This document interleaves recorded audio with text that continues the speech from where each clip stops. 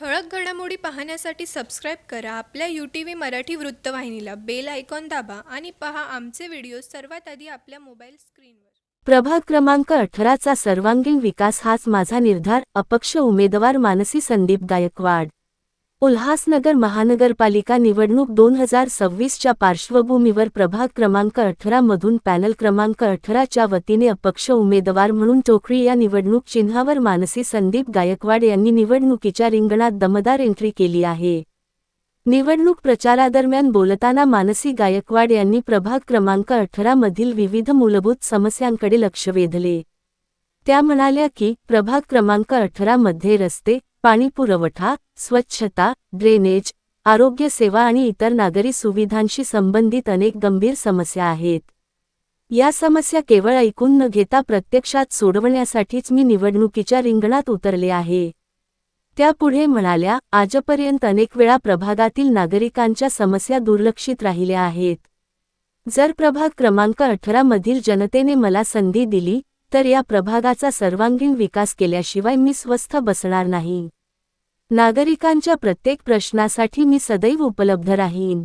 स्थानिक नागरिकांमध्ये मानसी गायकवाड यांच्या उमेदवारीबाबत सकारात्मक चर्चा सुरू असून एका सामान्य कुटुंबातील उमेदवार म्हणून त्यांनी थेट जनतेशी संवाद साधण्यावर भर दिला आहे. पारदर्शक कारभार, प्रामाणिक नेतृत्व आणि विकासाभिमुख धोरणे हीच आपली ओळख असल्याचे त्यांनी यावेळी स्पष्ट केले. उल्हासनगर महानगरपालिका निवडणूक 2026 मध्ये प्रभाग क्रमांक 18 मधून टोकरी या चिन्हावर मानसी संदीप गायकवाड यांना मतदार कितपत पाठिंबा देतात याकडे सर्वांचे लक्ष लागले आहे.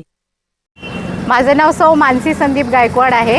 मी 18B या प्रभागातून उभी आहे. OBC कॅन्डिडेट आहे. आपण या वार्डामध्ये प्रचाराला फिरत आहात. कशा प्रकारे आपल्याला लोकांचा प्रतिसाद मिळतोय आणि काय सांगाल? लोकांचा उत्स्फूर्त प्रतिसाद आहे. आपल्याला लोकांचं नवीन चेहऱ्याला त्यांची मागणी आहे की आता जुने चेहरे नको आहेत, आपल्याला नवीन चेहरा त्यांना हवा आहे. आणि वार्डात फिरत असताना अनेक समस्या लोकांच्या आहेत. प्रथम समस्या आहे पाण्याची, की पाणी वेळेवर येत नाही. स्वच्छतेची समस्या आहे, कचऱ्याची समस्या आहे, कुठे चेंबरची समस्या आहे, कुठे स्ट्रीट लाईट नाही आहेत. त्या सगळ्यांचं निवारण आपण करूया आणि प्रभागाचा एक कायापालट आपण करूया. आपल्याला निवडून दिल्याने, आपण जर मला निवडून दिलं तर त्यांचा कायापालट आपण नक्कीच करूया आणि प्रभागाचा नक्कीच कायापालट होईल अशी अपेक्षा आहे. मतदारांना तुम्ही कशा प्रकारची अपील करणार? मतदारांना हेच सांगण्याची इच्छा आहे माझी की एक प्रामाणिक कार्यकर्त्याला तुम्ही निवडून आणा. एक नवीन चेहऱ्याला नवीन संधी द्या की जेणेकरून आपल्या प्रभागाचा कायापालट होईल आणि आपली साथ द्या, हीच अपेक्षा आहे. आपली निशाणी काय आहे? आपली निशाणी टोपली आहे. आपण कोणत्या पक्षात नाही, कोणत्या नेते नाही, अभिनेते नाही, पण आपण अपक्ष उभे आहोत आणि आपली निशाणी टोपली आहे. सर्वप्रथम सर्व वाडीवासियांना जय भीम, जय महाराष्ट्र, जय झुलेलाल. मी आपल्या सर्व चॅनलवाल्यांना धन्यवाद देतो की आमची आपण दखल घेत आहात. प्रभागामध्ये अनेक समस्या आहेत. इथं युवा पिढी यांना काही पर्याय उपलब्ध नसल्याकारणे काही लोक नशेच्या आहारी चाललेत. त्यांना परावृत्त करून पूर्ण एकदा आपल्या मुख्य प्रभावात घेऊन यायचं आहे. तर गुन्हेगारीमुक्त प्रभाग करायचा आहे. इथं CCTV कॅमेरे बसवण्याच्या योजना आपल्याकडं आहेत. शासनामार्फत कशा पद्धतीने काम केलं जातं या प्रभागामध्ये आपण दाखवून देऊया. कारण इथं तेच जुने चेहरे सारखं जाती धर्माच्या नावाचे एक लॉबीच्या नावाने आपली मताची पोळी भाजून घेतात. आज मी तुम्हाला सांगू इच्छितो की आमच्या इकडचे आमचेच प्रतिस्पर्धी आहेत. त्यांचे वडील गेल्या 10, 12, 15 वर्षापासून नगरसेवक आहेत आणि कोरोनानंतरचा सगळ्यात मोठा 9 वर्षाचा काळ मिळाला.